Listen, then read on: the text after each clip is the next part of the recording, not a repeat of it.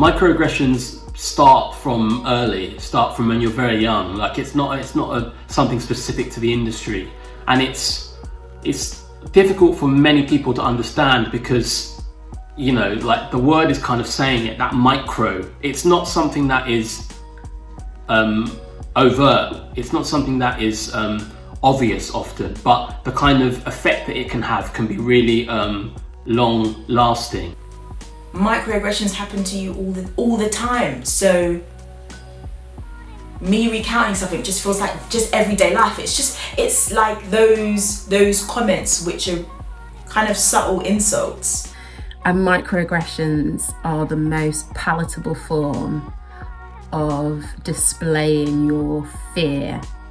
I say the most palatable form because people think that they're being palatable and they're not saying anything bad. Like, oh my God, what did I say that was bad? I was just saying that you're very, you know, forthright with your points. I didn't mean it in a bad way. And you're like, but you did. The fact that I can draw on it and we call it micro when it actually has a macro effect, it's just aggression, isn't it? It's aggression.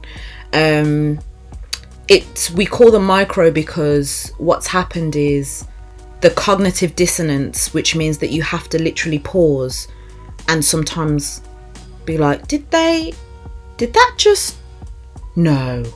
And you question your own sanity. And your first point of call is, no, it didn't happen. That wouldn't happen. So you realize that it's an aggression almost in hindsight. Whilst it's happening, it's not quite as obvious because you can almost freeze or you don't respond, or because I think it's interesting as Black people, what's happened is we have trained for generations, we've been trained to not give ourselves a full human experience. That's the thing, people really do want to make you feel like you're not worthy, and they'll tell you. Sometimes they'll tell you and sometimes they'll use the microaggressions. And I know, you know, people could say, oh, you know, well, everybody suffers from this, but I think it is something that a lot of Black people have, the kind of being casually confused for the other Black person in the room, being casually confused for the Black person that you taught 5 years ago, that you haven't seen for 5 years, but somehow their name has magically come into your head when you're seeing me 5 years later. The continual mispronunciation of my surname that I've told you how to pronounce 15 million times. I remember I was working at a photography centre and someone touched my hair, microaggression, and I was like, stop touching my hair, and then they were like, yeah, but you want us to touch it. And I was just like, it was like the madness of the aggression. Like you don't realize how dehumanizing it is, because I then touched her hair and she was like, what are you doing? And I was like, and I just looked at her like, do you not understand that is the exact same thing you've just done to me? There's something about dehumanizing people in microaggressions, just things that you would never want to hear yourself, but you feel like you can just say it to other people. I definitely feel like there are assumptions made about me. I am a big Black man with wide shoulders, big thighs, big arms, and I think people might be intimidated by that even before I've spoken a word.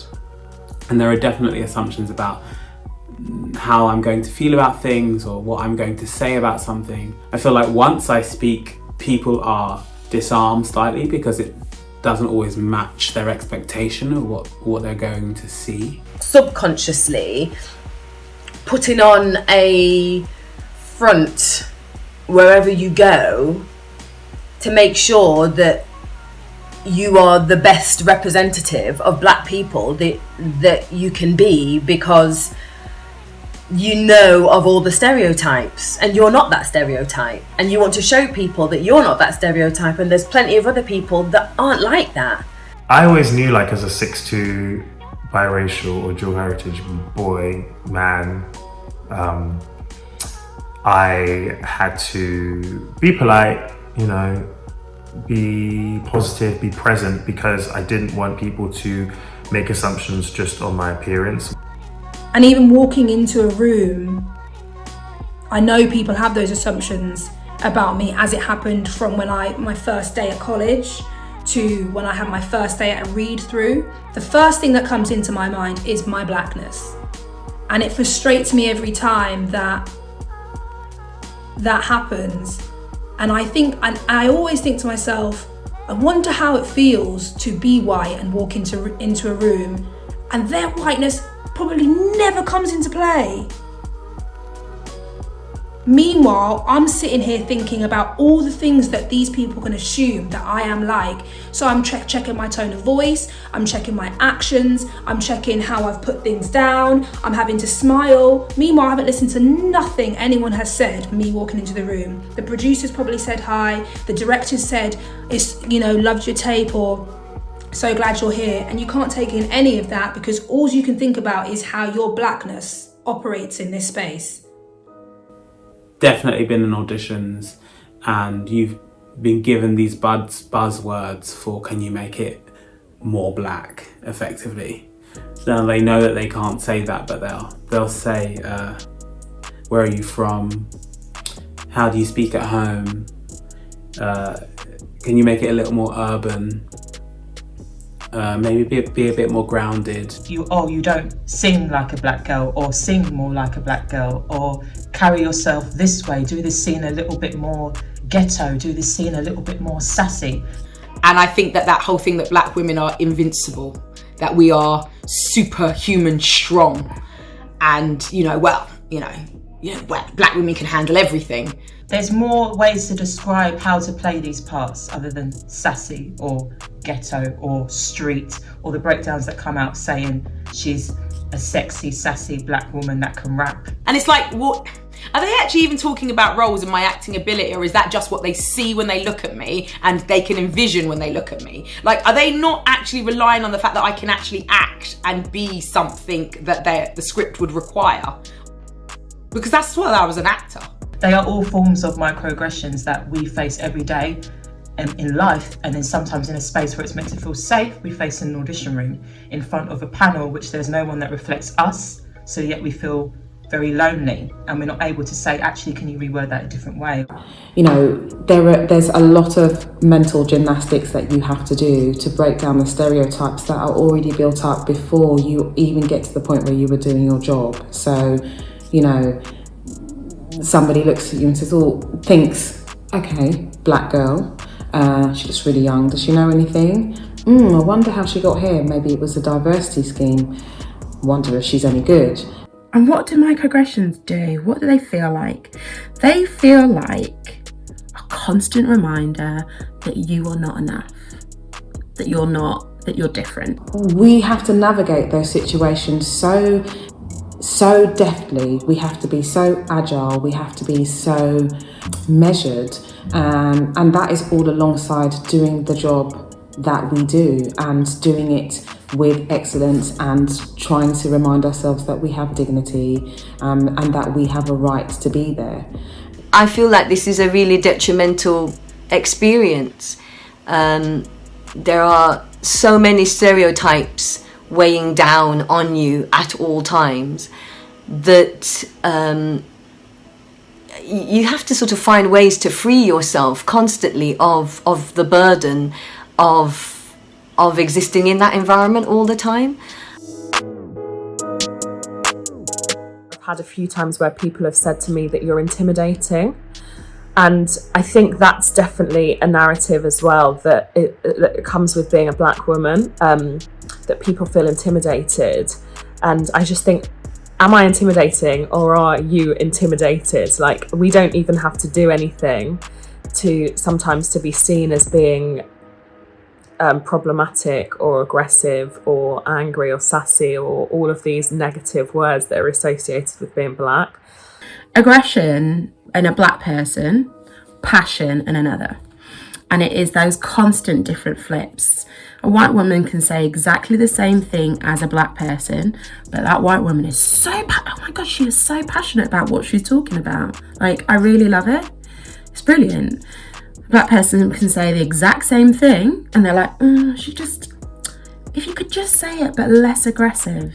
And there are so many jobs where I've had that narrative kind of pushed on me. There was a job where I was a director actually, and I'm the boss in many instances here, right? And I walk into this space and the designer was doing something that we hadn't necessarily discussed, and I was like, oh, is that where we're going with this? Can we maybe try it a bit more like this? And she got really angry, and she was just sort of like, well, this is what I'm doing. And I had to monitor my tone. She didn't feel the need to do that. So I kind of went, okay, that was rude, but we move on. It's a stressful environment. And then I got called by a producer saying that she wasn't very happy with her feedback. And I was like, well, that's the feedback. I'm sorry if she wasn't happy about it. 2 days later, I walked into this same designer shouting at a member of the crew. And I remember looking at these two scenarios and thinking, so your shouting and raising your voice can be seen as strength and being a boss, and me just being sort of monitoring my tone because I understand how I come across to you is still seen as aggressive. Because just being in the space and being confident with who we are and owning up that space, we can come across as the problem anyway without even saying anything. So I've definitely felt that way, and there's those little light bulb moments where you think, okay, that's got nothing to do with me as a person, it's got to do with me being black. It makes you devalue yourself actually, and it can actually affect your self-esteem, because if you keep letting people pile you off or treat you incorrectly, you'll internalize that and be like, well, I'm not valuable enough to be treated correctly. And really subtly, you'll just start letting things slide, and you'll actually really devalue yourself. And then you'll come to a place where you're like, do I actually respect myself? So actually, as an act of self-preservation, you cannot allow microaggressions like in your atmosphere. You need to have a boundary, or I think there's really like long-term effects on your mental health if you just allow that to keep going on.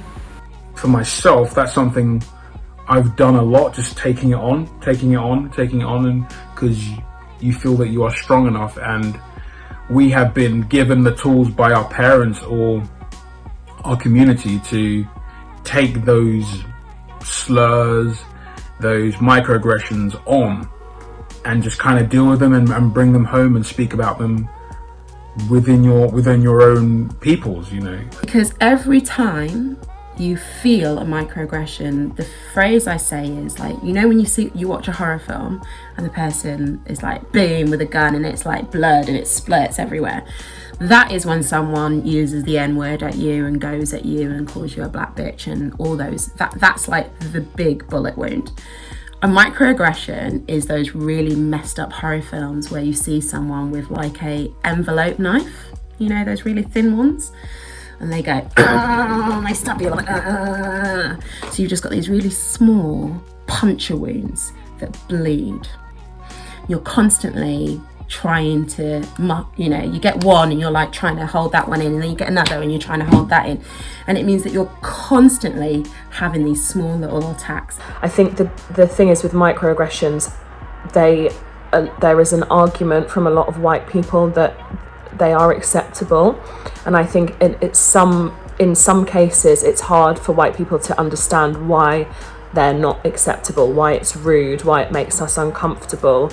Comments about our hair, about the way we speak, about our names. Why it's harder with the term microaggression, or, you know, if someone says something that's offensive, is that you feel you can't say anything because they didn't outwardly call you something, but they still said something that was offensive. From the perpetrator, it's often something that is seemingly quite throwaway or casual, but when it happens to you repeatedly over like a long period of time from many different people, it can be long lasting and really hurtful. And that's probably why it's difficult for a lot of people to understand, because, you know, it might be something that you're throwing away once and somebody tells you about it and you go, sorry, I didn't understand that like had an effect on you. But it's not just from that one person, it's coming from all sides. for me to feel safe and happy in our industry, I just think we need people to keep being allies, to keep speaking up, to keep calling things out that aren't right. And I think if anything now, people don't have the excuse because they can't say they're not aware, because we have been shouting about it for months. There's been enough things out there on the good old internet, in books, in the media, to tell us what is and isn't right. So I think we just need people to stand by us. People need to know that there is a really simple way of making spaces safe, and that's having diversity within those spaces. And I'm not saying every single person who is black or every single person who is disabled is a disabled person, doesn't have their own ism, but what I'm saying is those things become less and less when we are within diverse spaces that are inclusive, diverse spaces, not just having the one person within the many. Until there is this kind of equity where I still don't have to sort of code switch and move and shuck and jive between certain spaces and things aren't better. And all this, we can talk about this in the industry context because it doesn't feel like life or death, but all those small things, all those microaggressions, all those little pieces add to the feeling of being less human. They're just small little instances of that, and those little things add to someone being someone's knee in someone's neck for almost 9 minutes and leading to their death.